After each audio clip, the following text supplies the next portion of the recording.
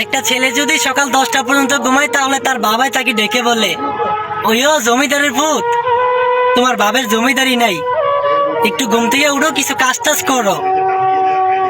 আরো অনেক রকমের অনেক কথা শোনায়। যত কথাই বলুক, বাবার সব কথাই তো ভালোবাসা থাকে। তখন সেই ছেলেটা তার বাবার কথা না শুনে আরামের বিছানায় আবার রাজকুমারের মতো জমিদারের মতো ঘুমায়। তখন তার বাবা তার মাকে ডেকে বলে, ওই গো, তোমার ফুতের ডাক দিয়ে কও কিছু কাজ টাজ করতো। তখন তার মায় তাকে ডেকে বলে, ফুত, দুপুর হইয়া যাইতেছে, ঘুম থেকে উঠ, খাবার খা। না খাইতে না খাইতে শরীরটা কি তা করছো দেখছো তুই, উঠ ফুত, উঠে কিছু খাইয়ালো। তখন সেই ছেলেটা ঘুম থেকে উঠে কিছু খাওয়ার জন্য ঘুম থেকে উঠে খাবার টাবার খাইয়ে বন্ধু বান্ধবের সাথে আড্ডা দিতে চলে যায়। এইখানে ওইখানে জামাল কাকার দোকানে, নয়তো বন্ধু বান্ধবের সাথে আড্ডা দিতে চলে যায়। যখন আড্ডা শেষ হওয়ার পর বাড়িতে আসে, তখন তার মায়ে তাকে অনেক রকম অনেক কথা শোনায়।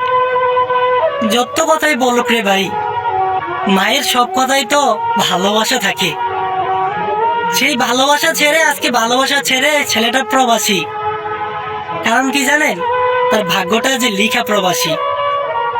আজকে সেই ছেলেটা 12টা পর্যন্ত ঘুমায় না ভাই, 7টা বাজে ঘুম থেকে উঠে 8টা বাজার 5 মিনিট আগে কাজের ওইখানে হাজির থাকে।